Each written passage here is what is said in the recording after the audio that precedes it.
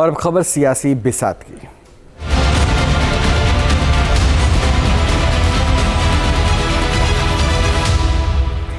और सियासी खबरों में बात आरजेडी की उस छवि की करेंगे जिसका टैग धोने की कोशिश का दावा अभी तेजस्वी यादव की तरफ से किया जाता है, यानी MY समीकरण, मुस्लिम यादव समीकरण।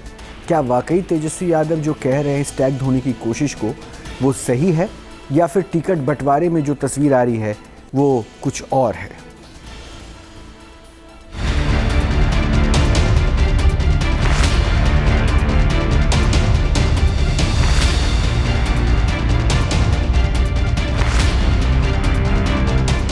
मुसलमान और यादव, यही दो समुदाय हैं राष्ट्रीय जनता दल की सियासत की बुनियाद और पहचान। लालू यादव की अगुवाई वाली आरजेडी में इन समुदायों की तूती बोलती रही, पर तेजस्वी यादव ने इस छवि को बदलने की कोशिश की। MY की जगह वो माई बाप की बात करते हैं।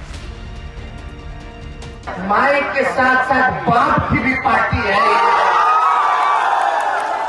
ये बाप की पार्टी कैसे है?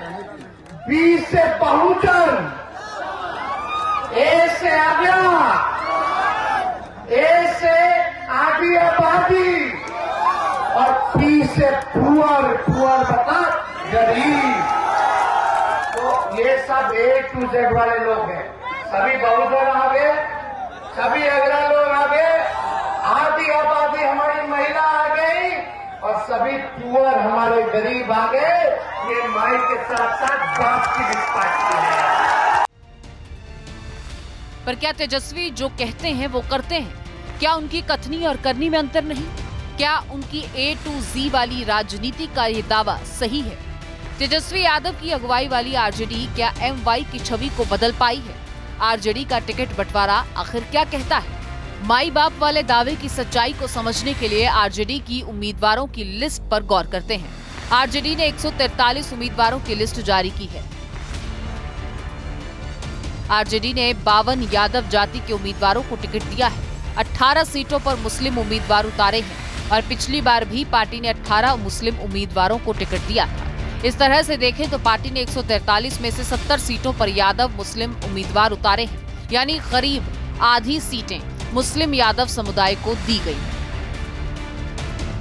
आखिरी आंकड़ा क्या तस्दीक करता है? क्या सिर्फ दो समुदायों को करीब 50% सीट देना बदलाव का प्रतीक है?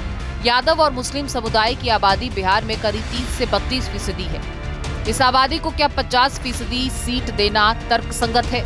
आरजेडी में दूसरे समुदायों की भागीदारी की बात करें तो पिछले लोकसभा चुनाव में कुशवाहा मतदाताओं के एक वर्ग ने इंडिया अलायंस को वोट किया था और इस बार फिर आरजेडी ने कुशवाहा उम्मीदवारों पर भरोसा जताया है।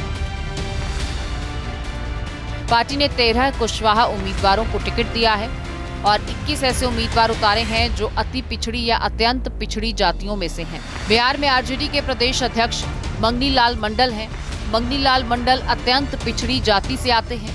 पहली बार आरजेडी ने MBC वर्ग से पार्टी का प्रदेश अध्यक्ष बनाया है। 20 अनुसूचित जाति और 1 अनुसूचित जनजाति के उम्मीदवार को उतारा है।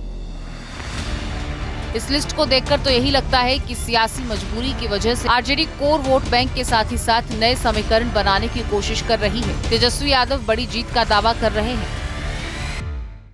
हम लोग बिहार जीतने जा रहे हैं, महागठबंधन सरकार बनाने जा रही है और आगे जो बिहार की जो समस्याएं हैं बेरोजगारी जैसी, वो 14 नवंबर के बाद से दूर होना शुरू हो जाएगा। वैसे आरजेडी ने इस बार टिकट वितरण के जरिए अगड़ी जाति के उम्मीदवारों को भी साधने की कोशिश की। 11% सवर्णों को भी टिकट दिया गया है, यानी आरजेडी ने 16 उम्मीदवार अगड़ी जाति से उतारे हैं। अब 2005 से राष्ट्रीय जनता दल बिहार की सत्ता से बाहर है। जाहिर है पार्टी नेतृत्व मुस्लिम यादव के समीकरण से आगे अपना जनाधार विस्तार करना चाहता है, लेकिन सीट वितरण से साफ है कि तेजस्वी लाख माई बाप की बात करें पर उनकी पार्टी की पहचान अभी भी MY से ही है। Team news nation.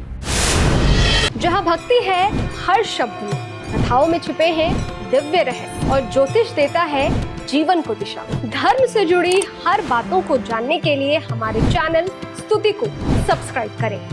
चैनल पर जाने के लिए इस लिंक पर क्लिक करें।